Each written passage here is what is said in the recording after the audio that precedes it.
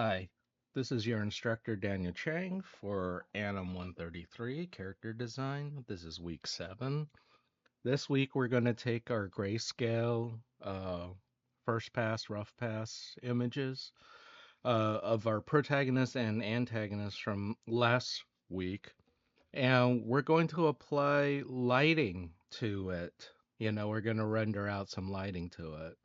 And so I started off here by showing us some examples. I collected some reference here. Now, uh, if you've been around for some of my in-class lectures, you'll know some of these names. This artist right here is named Drew Struzan, and what Drew Struzan is doing is implementing something called a three crayon technique. I think there's a fancy French name for it, like trois crayons, something like that. And basically what it is, you could take like for color pencils, for example, you could take a black Prismacolor color pencil, and then you take a white Prismacolor color pencil, and you draw over a tone paper that has a midtone on there. And why is that? Well, now you've got your midtone, that's the base, right? The gray. And that's already kind of established a nice wash over everything. And then all you got to do is draw in the darks first. And the darks include, the line work, but also the shadows, right? So some of the shading in the shadows and such. And then you come back in with that Prismacolor white and you just watch it come to life, right? It's magical once you apply the white highlights on there because all these little shiny bits and showing light direction, right?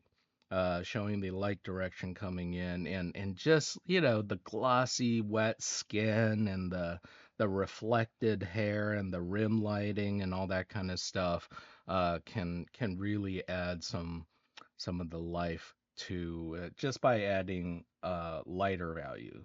And so in total, there's three values in this drawing, right? You got your lights, the medians for which is the paper, and then there's the darks, right? Same thing here. Um, you notice here he's actually added some gray darks in here to the shadow on top of this tone, which would be the midtone.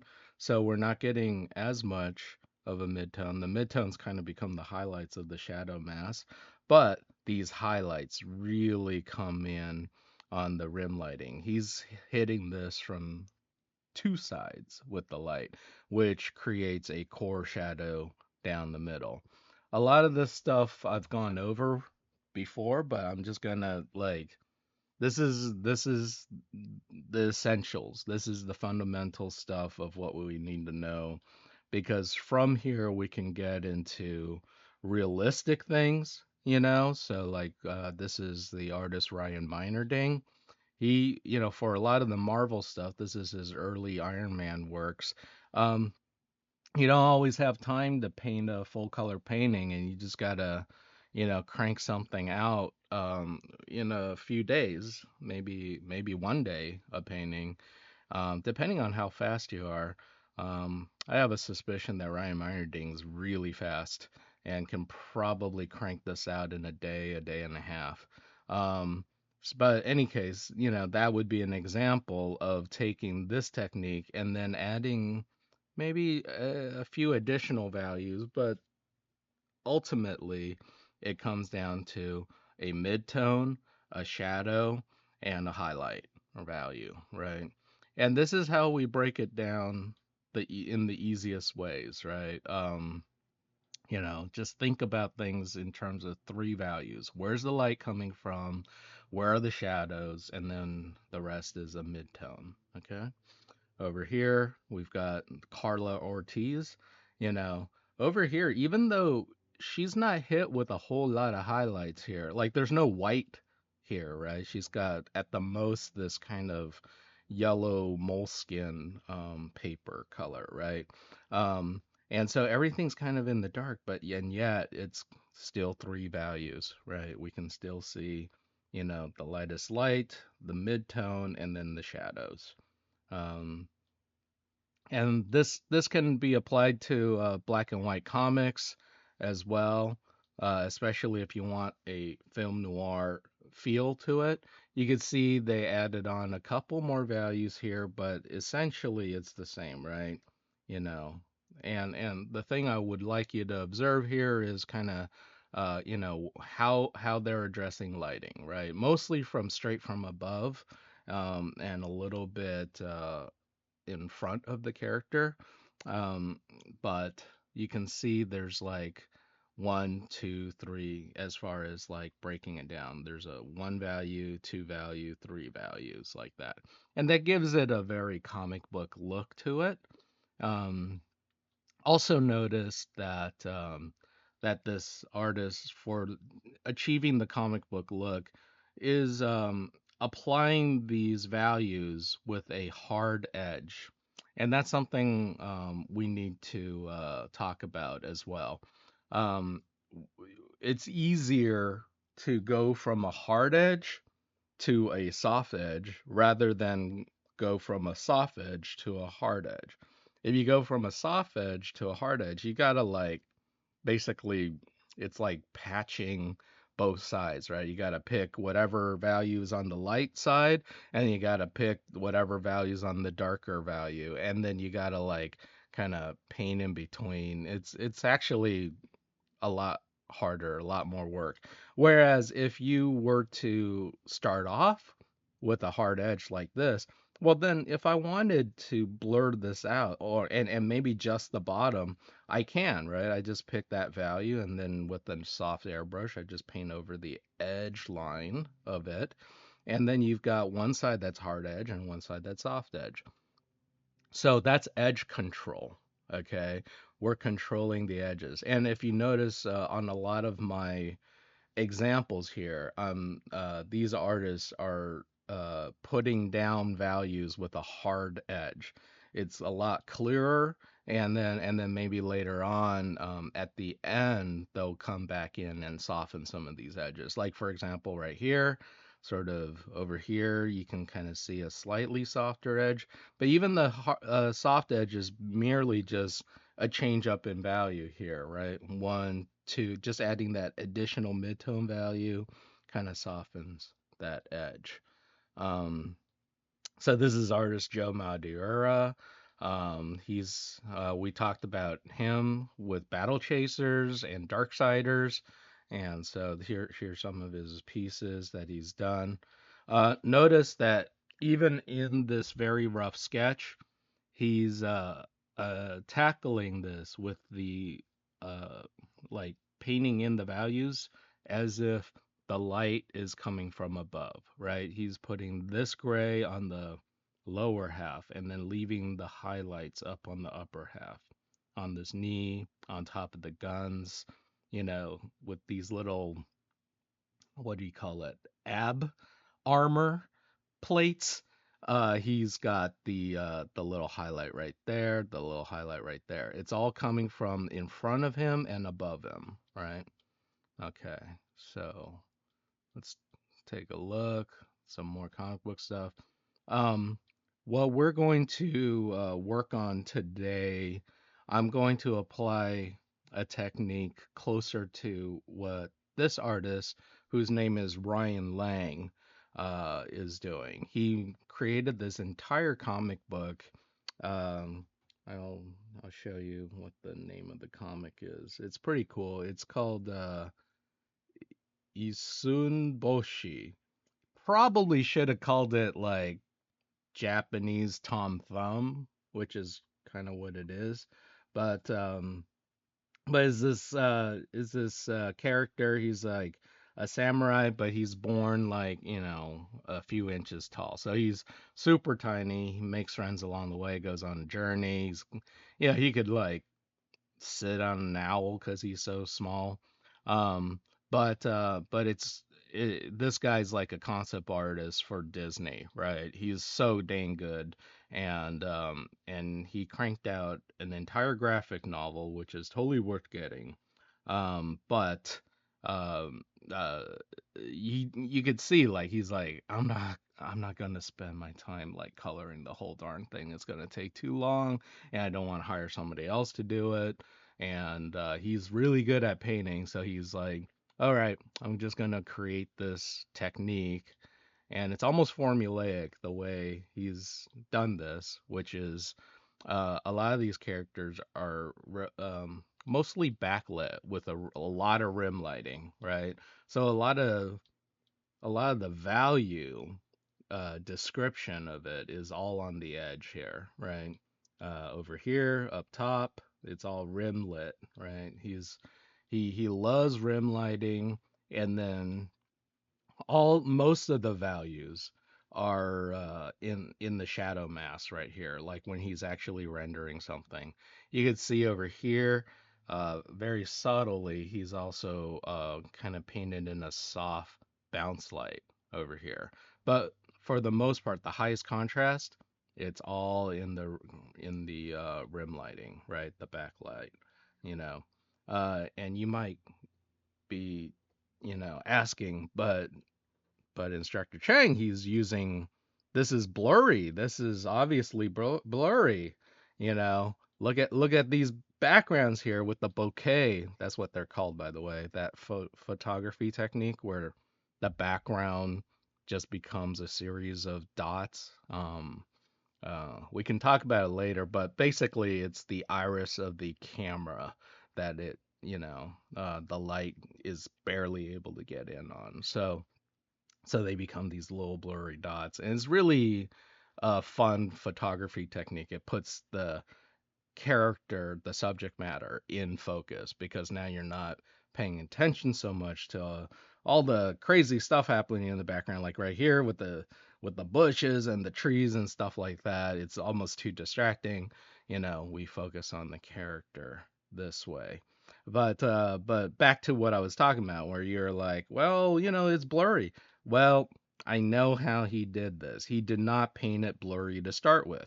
He painted it sharp and crisp. And then on top of that, on another layer, came in with a blurry brush because you could still see some of the crisp edges behind there, and that's the better way I feel to approach it.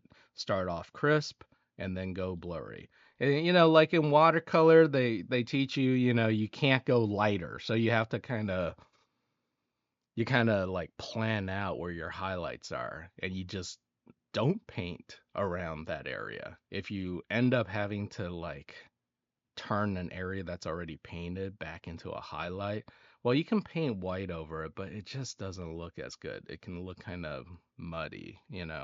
Back to Ryan Lang. Ryan Lang is really famous for he started off just doing this amazing fan art for gargoyles, and he got noticed by everybody across the internet because this was a franchise that nobody's touched in a long time. But there were some fans from it, from back in the old Batman animated series days and the old Gargoyles cartoon days, right? And so the internet kind of blew him up at that point.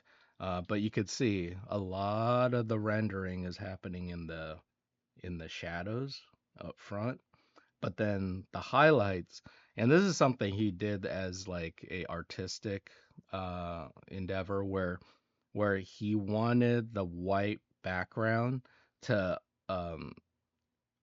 creep in, so there's actually no outline defined on him. Like the highlights on the rim lighting blend right into the white background. It's almost like they're fading in or something, or the camera's just coming into focus, and we're not seeing the edge of the character because the rim light is blown out so much, that we're not actually seeing any of the line work. So I'm contemplating, do we go with this kind of technique where we can still see the line work and we want to contrast that rim light from the background, or do we want to show it in this manner where the highlight and the rim light um disappears entirely into the white background. We can choose, we could do both and then choose the better of the two to see which renders out. But yeah, this is some of my reference that I gathered just to show us different grayscale rendering techniques, right? We've got sort of a hard edge comic book style that has maybe three, four values on there, right? Um, we've got right here a sort of a rendering pencil rendering style, which will take longer, by the way, because now you're just constantly hatching and trying to, even Carla here.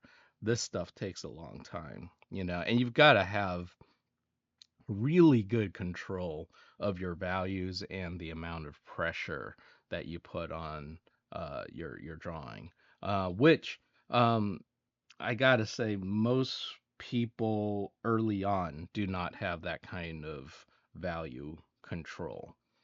It's very difficult. Um, you know, to get the subtleties between like what that value is versus that one, and to draw consistently at that lightness, is very difficult to do. Um, and then, this is like kind of if you wanted to be like stellar concept art for live action stuff, this is kind of where it's gone to sort of the Marvel, um, character design style. But if you want to do something that's more animated style and sort of, let's just say, beyond TV animation, but a little bit more feature film, right? Well, then we start applying lighting and stuff like that to the characters to kind of get this kind of feel to it. Okay, a lot more rendering involved, but it's also really good. So we'll play through the gamut of the different steps. Okay. All right. Let me get ready. Okay, so let's start off by setting up our page here. Okay, so I'm just going to make a selection here around my mechanic character. And I'm just going to select the marquee tool around her and just hit Control Shift C, Control N for a new file, and Control V. Okay, so that's about how big she could appear on that page. Not bad. Now I come over here and I find, yes, the group that has this character's uh, layers on her. I'm just gonna shift and drag it over. Ah, it's like way offset. Let's just move it. I'm holding down shift as I slide her over, and and let me hide this layer underneath. You kind of want to give her space because, I might put in a cast shadow and other things around her as well. All right, cool.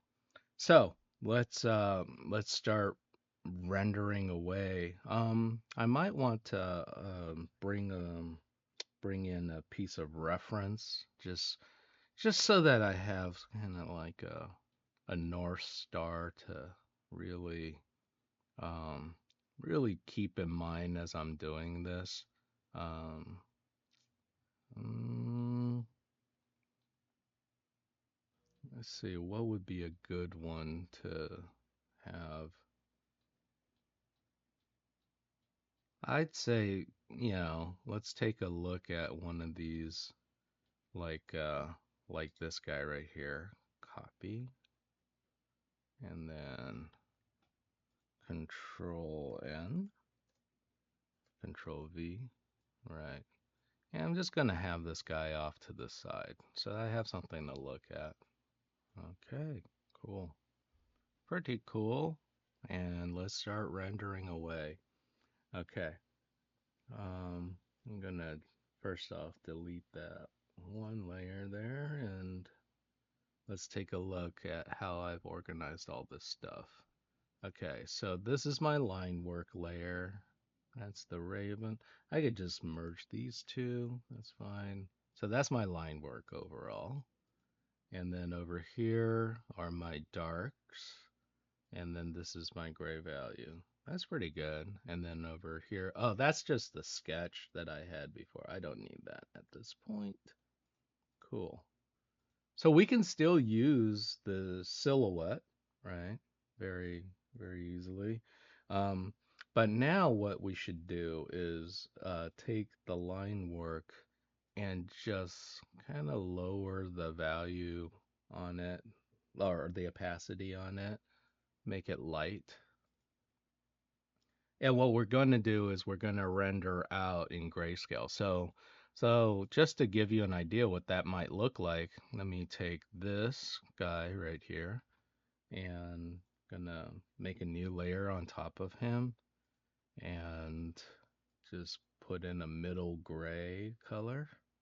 Boop, boop. And then set this layer to saturation. And now I've turned my the painting that Ryan Lang did of Goliath from Gargoyles into a grayscale. You see that? That was the. Yeah, I just didn't want to be distracted by the really cool blue colors that he's put in there. And I just want to solely look at the values. This character that I'm doing, I don't think I'm going to go nearly as dark in values. But I definitely want to look at this in terms of like lighting techniques and shape. Okay, so there we go.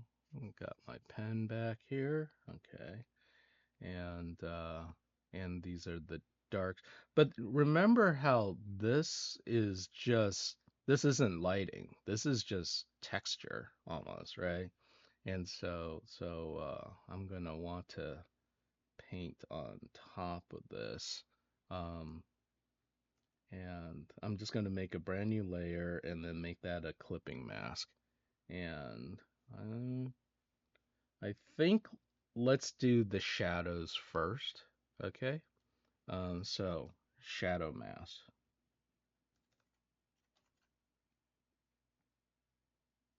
Shadows. Let's just call it shadows. Okay. And then on shadows, we can set that on multiply and just start painting away into the shadows. Um, there's a few ways to approach painting on this. One would be, the traditional way where you just start painting, you know, like okay, I'm just painting in a gray color right here, like this. Now you will get some variations, and you could see how the edges could actually get a little bit brushy, and you might say to me, I like that brushy technique. I like that look to it. Um, but I gotta say, unless if you're really going for a painterly look to your piece, um, this can get very messy very quick. So let me introduce a different technique. Okay, let me just delete that I just made. And this technique has everything to do now with the lasso tool and just becoming a master with the lasso tool. Okay. And so let's just try it, okay? Um, so I'm going to start using this lasso tool to kind of put in my my shapes for I'm looking at the way Goliath has the lighting there and looking at that for inspiration on the shape. So he's got this like really cool rim light almost on along the side of that.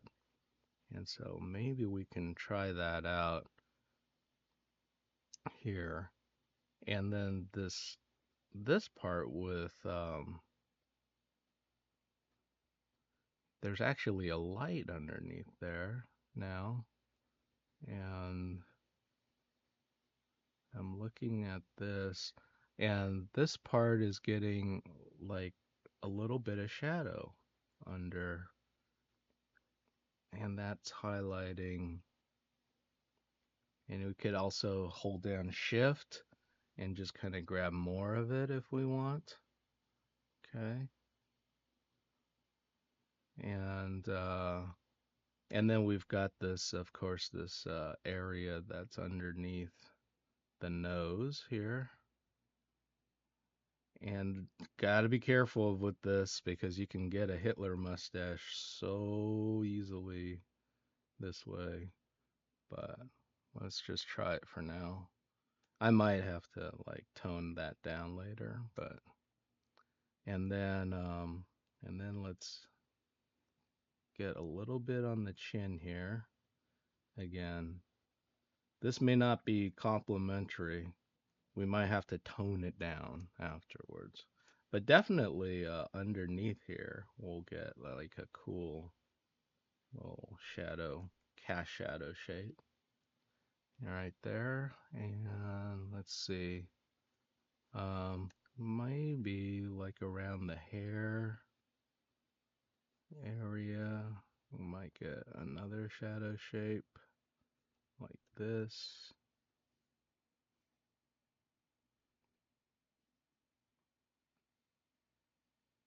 And right there. Okay. And right here on the cheek, but just a little bit. Okay. All right. And so now that we've, you know, made this selection, then we come in and use that gradient tool again. Again, you select the gradient tool. If you can't find it, it's also where the paint bucket tool will be. You just have to hold down on that and then bring up to the gradient tool. Over here, instead of regular gradient, you want to set it to classic gradient. And then you want to set this to basics. And you want to go from whatever is the foreground color to the checkerboard color right here. Okay. Over here, you want to set this part to a linear gradient, which is this one right here, going from a value on the left towards a white on the right. And then lastly is on your opacity. Normally its default is set to 100. You want to reduce that down to about 20. And the reason why you want that is so like, when you're doing markers, I had mentioned you want your gray values to be intervals of 20. And that means every time I swipe, it gets 20% more towards whatever color this is, right? So I'm currently just using this gray color because this layer is set on multiply, but we can see if that works. One, two, three swipes, something like that, right? And this might be like way too, you know, like we could bring this back up to kind of show it because it does, it's hard to look at it a little bit when it's like that. But okay, so this is the darkest of the dark value, and then we can actually bring in like say another value which would be then the highlight as well. But let's just go in and do all the darks first, and so I'm gonna come in and I'm just gonna, it's from the top and so everything sort of on the front plane, side plane, I guess.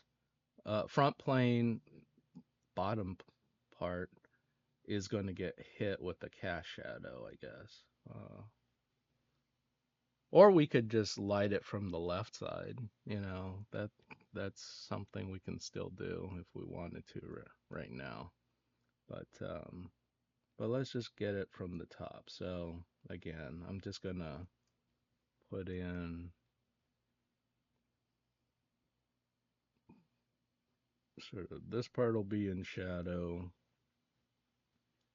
This part will be in shadow. I'll put like a zigzag here, sort of indicating like later on I might want to soften that. I don't know, put a gradient on it or something. But, you know, this part will get hit in shadow, and then as that tube rolls around, this part will get hit in shadow. This part will get hit in shadow. Let's see. This will cast a shadow as well because there's a bit of a overlap. And as this part kind of rolls around, it'll get hit in shadow. Let's take a look at what that might look like once we apply 2, 3, like that. So there's a shadow, right? And so let's do the shirt. We know she's going to be lit from sort of from above and from the sides. So I'm just gonna put a shadow here, even on the hands as well. And maybe on the edge, I might cut back in, like for this wrinkle, cut it back in. If you hit Alt, hold down Alt, you'll cut in, you know, like this.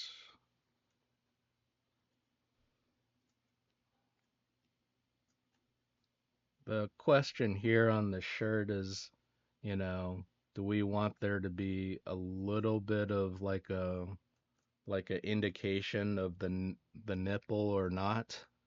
Depending on how PG you want to get with this. But the shadows will actually show it. Uh, and then we'll have like a shoulder here and a little bit up here.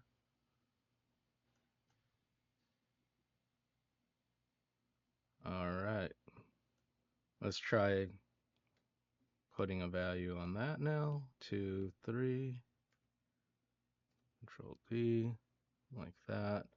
Over here we had a little bit of a crossover. You might want to like blur this, or what you can do here.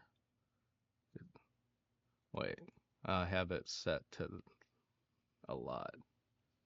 You just blur it out, smudge it if you want.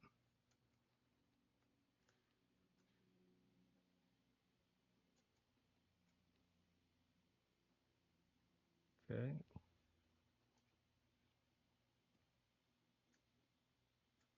I might actually want to come back in on this and put in another value for the head.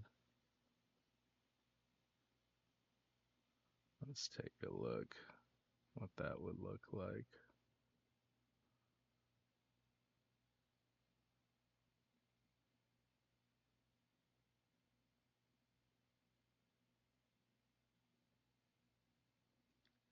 I guess this would have been the sort of the mid-tone here. Let's take a look.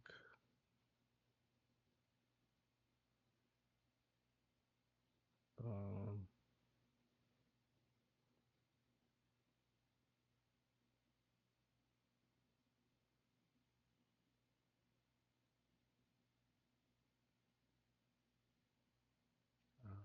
I'm gonna cut in a little bit. Cut, cut in here a bit. I'll fill this in. I'm basically designing a shape of this stuff, and then gonna apply another layer of shadow like that. So I guess we got four values now, instead of just three. I just didn't want to get that dark. That, she's not Hellboy, you know, but this kind of softens it a little bit. I may still come back in and sort of fix some of this later, kind of use that and push it in like so. Maybe blend this out as well later. And you could do that with the smudge tool or come back in with something else and repaint it. But you could see how you can reduce this later and blur it afterwards, right? But let's start everything off with a hard edge first. Okay. So so yeah, this part is getting get hit with a little bit of lighting, but that's like a different light too than the rim light that's on the outside. So we'll keep that in mind. So this will get another layer of dark. And we could even go even darker here, like right here underneath if we wanted to, like a real cast shadow, depending on how far out the chest is, but let let me just try it and see if that looks good. Is it rounding? Yeah, it doesn't look great, honestly. Yeah. But you could see how as I'm building up the layers here is starting to look closer to that. I haven't added in the white highlights yet. I can come back later and do that. But right now, for now, I just want to focus on rendering out the shadows a bit.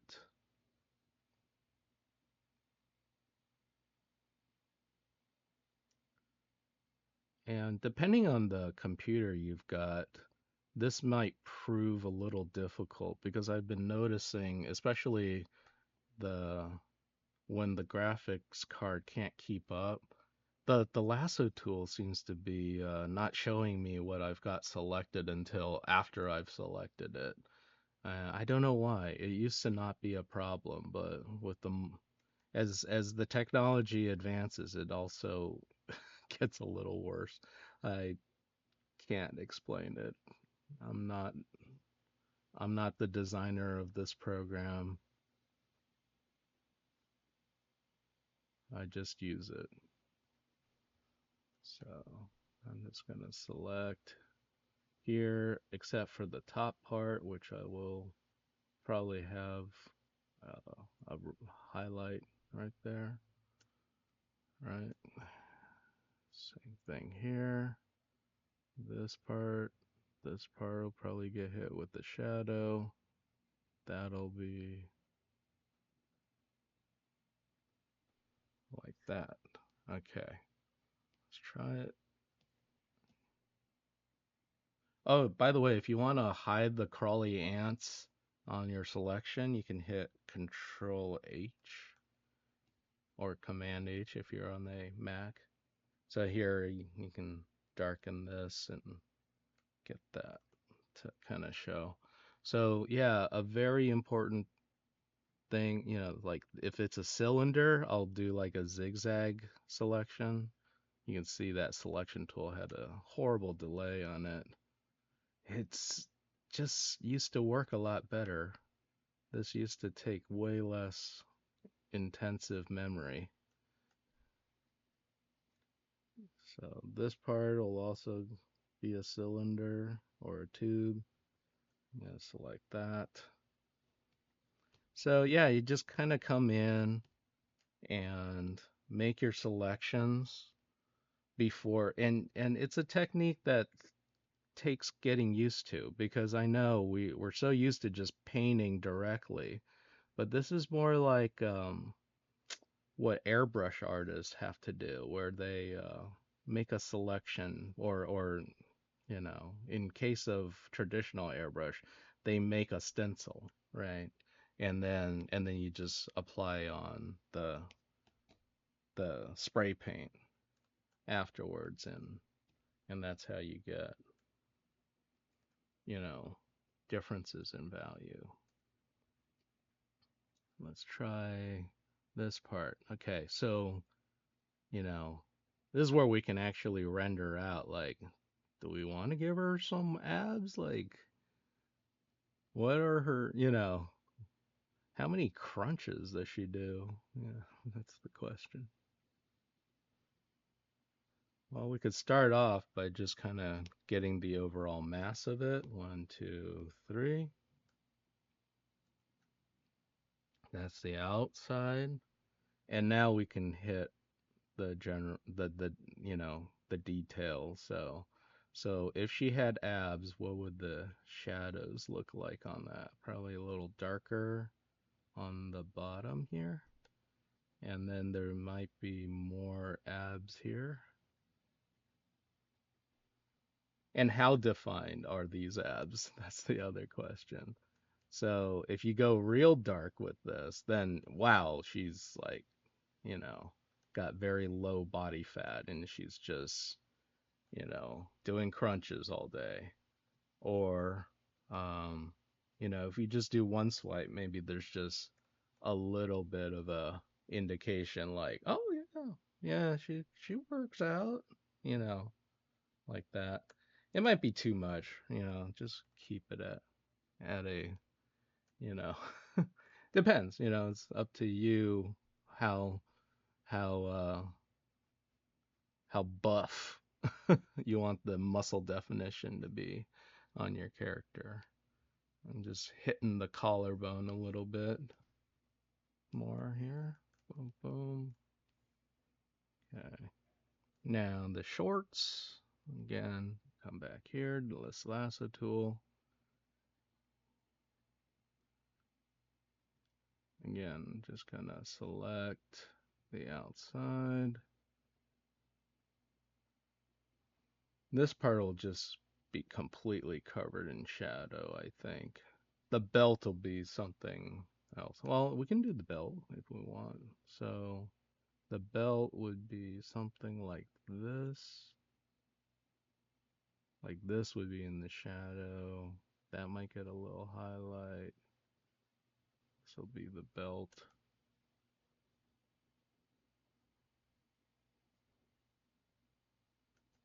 And let's see, this will be in the shadow, like this. This part will probably get on the left. As far as the pouch in the middle, maybe just a highlight up top, but everything else is in the shadow. And then as we get closer to the left side, uh, perhaps this gets in the shadow. This part gets in the shadow.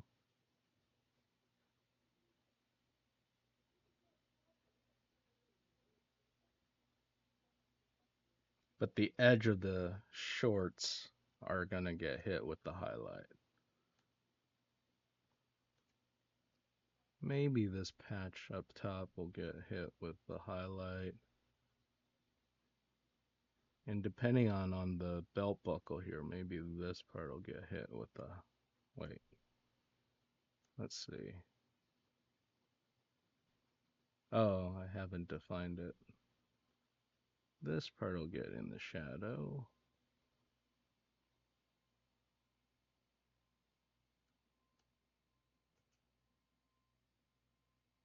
We'll see. All right, I'm getting a little confused now on what's lit and what's not, so let's just start swiping. Hide. Yeah, so something like that, right? See how it kind of rounds the corner there, like that. Okay. Same thing here. Let's do the general one first, just this part.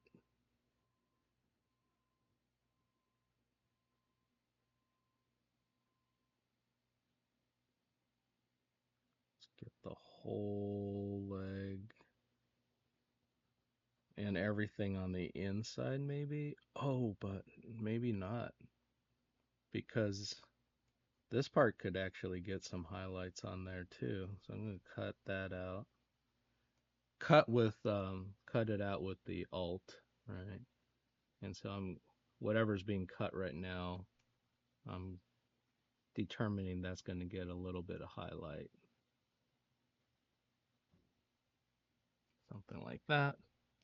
Come back in and just swipe a shadow on there. I tend to put more values up on the face area and less down here so that, again, the detail and the rendering and the focus is up on the facial area. This boot gets a lot of wrinkles because it's like a leather kind of boot. So maybe we'll play around with the edge a lot more.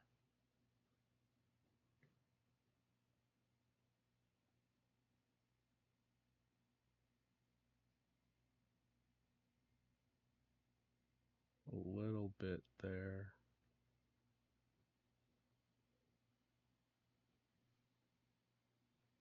All right. Something like this. Maybe a little bit more shadow and then cut back in with the highlight for some of these wrinkles.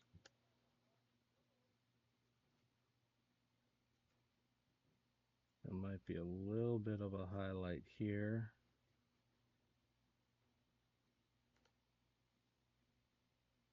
All right.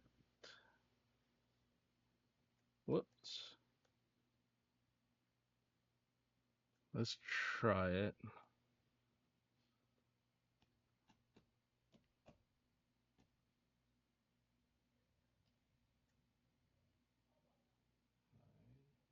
Can deselect, Control D. Yeah, that's pretty cool.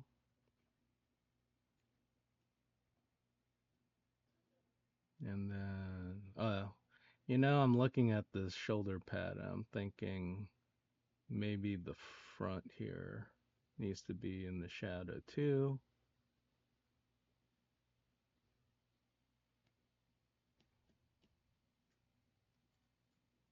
That you just kind of build it up as you go. It's like you just kind of go like, oh yeah, I think this would be in the shadow. Maybe this whole arm here would be in the shadow, or at least the lower half. You just come in and kind of make a shape selection and swipe it. So right there,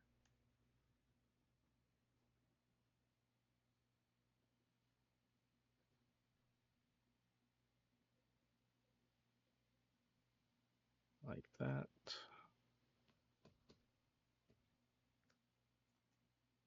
like that. Cool. Let's get the rest of the hammer. Hammer time.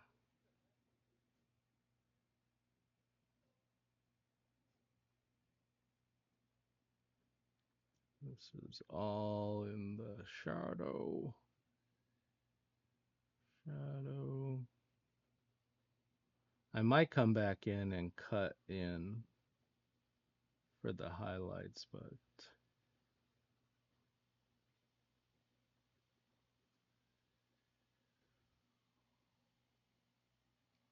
do shadow first. There might be a hole over here, So maybe that part will be, I can come back with the eraser tool if I wanted to. That'd be another way to do this is if you wanted to, you could come back and cut in with the eraser tool if you're more comfortable getting brushy with it.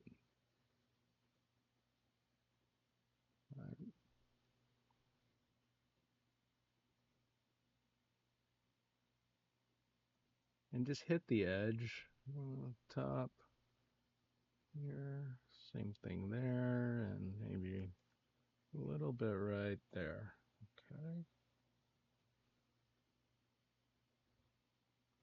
like that. Oh, I didn't do her hair or her ear.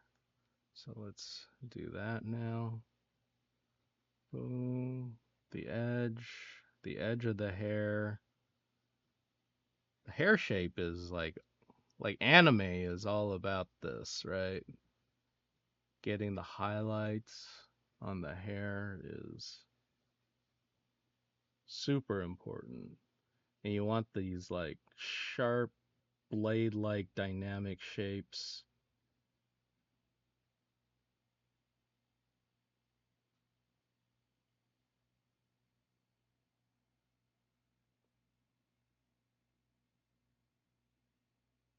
This is also a reason why I didn't want to go full black on the values of the hair, even if the description is that her hair is raven black hair.